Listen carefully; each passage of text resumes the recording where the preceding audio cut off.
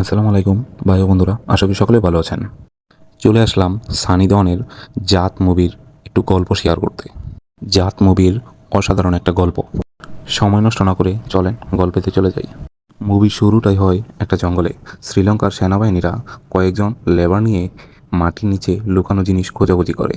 মাটি খুঁড়তে খুঁড়তে লেবারগুলো একসময় একটা বাক্স পায়, আর বাক্সের ভিতরে ছিল অনেকগুলো স্বর্ণ। লেবারগুলো স্বর্ণের লোভে পড়ে লোভ সামলাতে না পেরে শ্রীলঙ্কার সেনাবাহিনীর সাথে যুদ্ধ শুরু করে।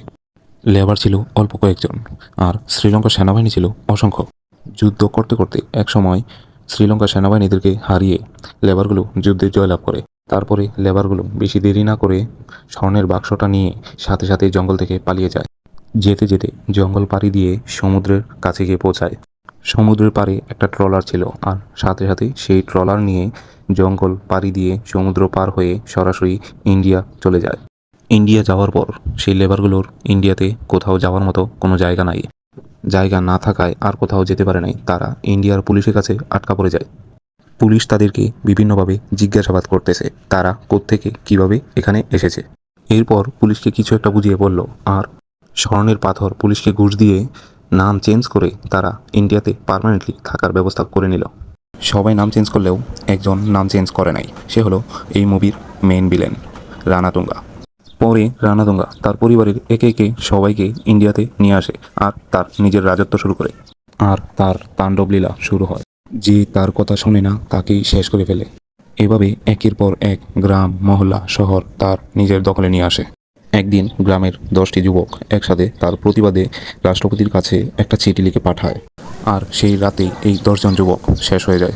এরপরে রানাতুঙ্গার বিরুদ্ধে প্রতিবাদ করে কয়েকজন নারী পুলিশ সদস্য। তখন সাথে সাথে রানাতুঙ্গার বাড়িতে রানাতুঙ্গাকে গ্রেফতার করতে যায়। তারপর রানাতুঙ্গার বউয়ের ফাঁদে আটকা পড়ে যায় নারী পুলিশ সদস্য সবাই। এরপর রানাতুঙ্গার গুন্ডা বাহিনী নারী পুলিশ সদস্যের সবাইকে বিভিন্নভাবে অত্যাচার করে।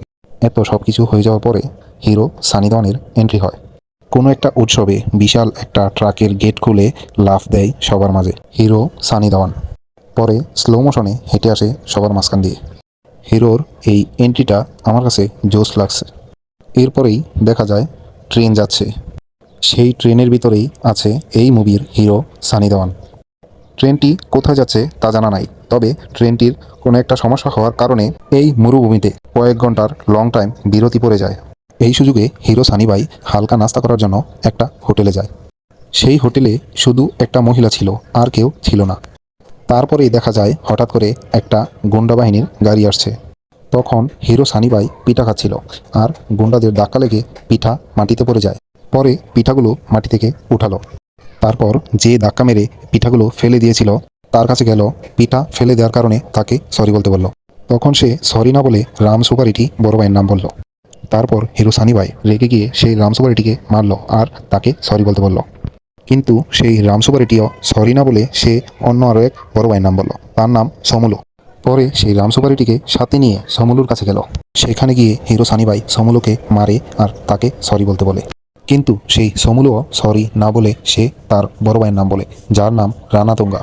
তখন সরি না বলায় সমুলুর সাথে কিছুক্ষণ ফাইটিং হয়, আর ফাইটিং শেষে সমুলুকে ধরে নিয়ে যায় তার বড় ভাই রানাতুঙ্গার কাছে। সরি বলার আগে রানাতুঙ্গা জানতে চাইল কেন সরি বলতে হবে। তখন আবারও হিরো সানি দেওয়াল সরি কেন বলতে হবে সেই গল্প শোনালো রানাতুঙ্গাকে। পরে রানাতুঙ্গা এই ছোট্ট একটা বিষয় চিন্তা করে হিরো সানি দেওয়ানকে সুন্দরভাবে রানাতুঙ্গা সরি বলে দিল। রানাতুঙ্গার এই সরি বলা শুনে সবাই চমকে গেল। হিরো সানি দেওয়াল তখন তার সরি শুনে চলে যাচ্ছিল। যাওয়ার পথে দরজা পর্যন্ত গিয়ে আবার উল্টা ঘুরে আসে। তখন রানাতুঙ্গা উল্টা ঘুরে আসার কারণ জানতে চাইলে তখন হিরো সানি দেওয়ান বলে, এই বাড়িতে সে ছাড়াও তার আরও পরিচিত কেউ আছে, যার কিছু প্রমাণ সে দেখতে পাচ্ছে। সেই প্রমাণ অনুসারে রানাতুঙ্গার কাছে জানতে চাইল তারা কোথায় আছে। রানাতুঙ্গার গুন্ডা বাহিনী কেউ কোনো কথা বলে না, তাই সানি দেওয়ান নিজেই খুঁজে নিয়ে আসলো নারী পুলিশ সদস্যদের এবং তার সাথে নিয়ে গেল। তখন রানাতুঙ্গার গুন্ডা বাহিনী কেউ তাকে আটকাতে পারল না। পরে হিরো সানি দেওয়ান নারী পুলিশ সদস্যদের কাছ থেকে পুরনো ইতিহাস জানতে পারল।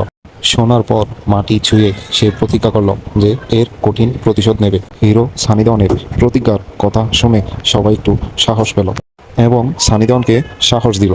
এরপর নারী পুলিশ সদস্যদের সাথে নিয়ে প্রথমেই গেল থানায়। থানায় গিয়েই হিরো সানি দেওয়ানের তাণ্ডব লীলা শুরু হয়ে গেল। একের পর এক আগে পুলিশ সদস্যদের ধ্বংস করে এখন আবার রানাতুঙ্গা গুন্ডা বাহিনী এই থানায় আসে। রানাতুঙ্গা আসেনি, এসেছে সমুলো ও তার বাহিনী। তখন একে একে পুলিশ সদস্যদের এবং রানাতুঙ্গার গুন্ডা বাহিনী সবাইকে একসাথে শেষ করে ঝুলিয়ে রাখে থানা। সবশেষে রানাতুঙ্গা থানায় আসে আর সবাইকে ঝুলন্ত অবস্থায় দেখতে পায়। তখন রানাতুঙ্গা হিরো সানি দেওয়ানকে আটকানোর জন্য গ্রামের লোকজন দিয়ে ব্ল্যাকমেল করার চেষ্টা করে, কিন্তু পারে না। সবশেষে রানাতুঙ্গা আর হিরো সানি দেওয়ান দুজনের কিছু সময় ফাইটিং হয়। ফাইট শেষে হিরো সানি দেওয়ান জিতে যায়। মার খেতে খেতে এক সময় রানাতুঙ্গা খুব ক্লান্ত হয়ে পড়ে। রানাতুঙ্গা হিরোর সাথে আর ফাইট করতে পারছে না। তখন রানাতুঙ্গাকে একটা শিকল দিয়ে আটকে ফেলে এবং ঝুলিয়ে দেয়। শিকল দিয়ে ঝুলানোর পরে সেই শিকল তুলে দেয় জনগণের হাতে। অবশেষে ঝুলিয়ে থাকতে থাকতে এক সময় রানাতুঙ্গা শেষ হয়ে যায়। তখন রানাতুঙ্গা শেষ হয়ে যাওয়ার পরে এলাকার জনগণ সবাই একটু শান্তি পায়। রানাতুঙ্গা শেষ হয়ে যাওয়ার পরে তার ওয়াইফ নিজে নিজে সুইসাইড করে। সবশেষে হিরো সানি ভাই এলাকাবাসী জনগণ সবাইকে সেলুট দিয়ে বিদায় নেয়।